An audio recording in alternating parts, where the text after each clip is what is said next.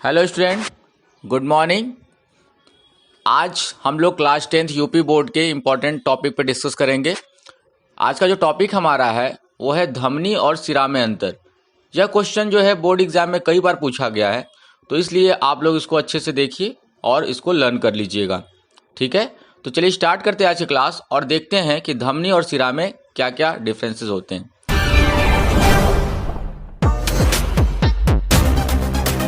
तो सबसे पहले हम लोग देखेंगे धमनी को और उसके बगल में फिर हम लोग देखेंगे सिरा को। चलिए बारी बारी से हम लोग एक एक अंतर समझते हैं।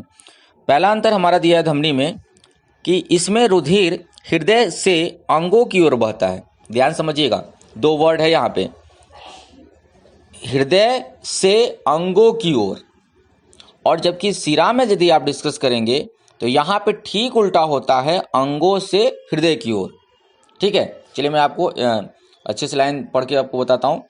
जैसे कि देखिए क्या है धमनी में, इसमें रुधिर हृदय से अंगों की ओर बहता है। जबकि सिरा में बात करें तो इसमें रुधिर अंगों से हृदय की ओर बहता है। क्लियर हो गया? मैंने आपको अभी बताया कि धमनी जो है हृदय से अंगों की ओर रुधिर बहेगा, जबकि सिरा में ठीक उल्टा की बात करें हम लोग, अंगों से जो है हृदय की ओर बहेगा। क्लियर हो गया पहला अंतर। दूसरा अंतर देखिए हम लोग का क्या है। दूसरा अंतर हमारा है कि हृदय की धड़कनों के कारण इसमें रुधिर रुक रुक कर तथा अधिक दबाव के साथ बहता है। किसमें? धमनी में। धमनी को मैं यदि क्या मैंने बताया कि हृदय की धड़कनों के कारण इसमें रुधिर रुक रुक कर अथवा अधिक दबाव के साथ बहता है। जबकि सिराओं में बात करें हम तो इसमें रुधिर के बहाव की गति धीमी होती है या फिर एक सी रहती है। क्लियर हो गया? नेक्स्ट अंतर हम लोग देखेंगे, इनकी गुहा सक्रिय होती है। किसकी? धमनी की। धमनी की गुहा जो है वो सक्रिय होती है, जबकि सिरा की बात करें तो इसकी गुहा चौड़ी होती है। क्लियर है? नेक्स्ट हमारा अंतर है, ये खाली होने पर भी नहीं पिचकती। कौन? धमनी। खाली होने पर भी नहीं पिचकती, जबकि सिरा की बात करें तो ये खाली होने पर पिचक जाती हैं। क्लियर हो गया?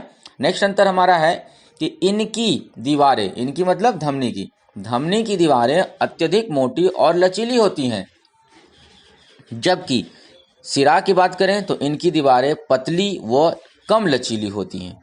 क्लियर है? नेक्स्ट देखिए हम लोग का जो अंतर है वो है कि इनमें कपाट नहीं होता। इनमें मतलब धमनी में कपाट नहीं होता, जबकि सिरा में बात करें तो इनमें स्थान स्थान पर कपाट होते हैं। क्यों होते हैं? क्योंकि रुधिर को उल्टी दिशा में बहने से रोका जा सके। क्लियर हो गया? नेक्स्ट हमारा अंतर है कि पल्मोनरी धमनी को छोड़कर शेष सभी धमनियों में शुद्ध रुधिर होता है। शुद्ध रुधिर मतलब ऑक्सीजन युक्त। फिर समझिएगा, पल्मोनरी धमनी को छोड़कर शेष सभी धमनियों में शुद्ध रुधिर होता है। नेक्स्ट यदि नेक्स्ट नहीं बोलूँगा मैं, सिरा में यदि इसका अंतर देखें तो पल्मोनरी सिरा को छोड़कर शेष सभी सिराओं में अशुद्ध रुधिर होता है। अशुद्ध रुधिर मतलब ऑक्सीजन रहित। क्लियर हो गया? हमारा नेक्स्ट अंतर जो दिया हुआ है देखिए इसको, ये हमारा दिया हुआ है कि धमनी की बात कर रहा हूँ पहले, इनका रंग गुलाबी व चटक लाल होता है। क्या मैंने बताया कि धमनी की यदि बात करें तो इनका रंग कैसा होता है? गुलाबी या चटक लाल होता है। जबकि सिरा की बात करें तो सिरा के कैसे होगा? ये गहरे लाल या नीले बैगनी रंग के होती हैं। सिरा में क्या मैंने बताया कि ये गहरे लाल या फिर नीले बैगनी रंग की होती हैं। क्लियर हो गया? नेक्स्ट हमारा अंतर दिया हुआ है, ये मतलब धमनी की बात कर रहा हूँ पहले, ये प्रायः त्वचा से दूर गहराई में स्थित होती है। मतलब धमनी में ये प्रायः कहाँ है? त्वचा से दूर गहराई में स्थित होती है।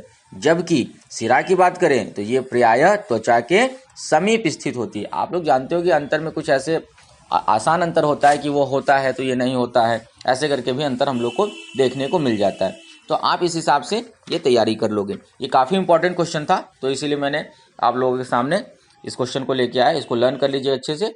आज की क्लास में बस इतना ही। नेक्स्ट क्लास में मैं एक नया टॉपिक के साथ आऊँगा। तब आज के लिए बस इतना ही। तब तक के लिए thank you, goodbye and take care.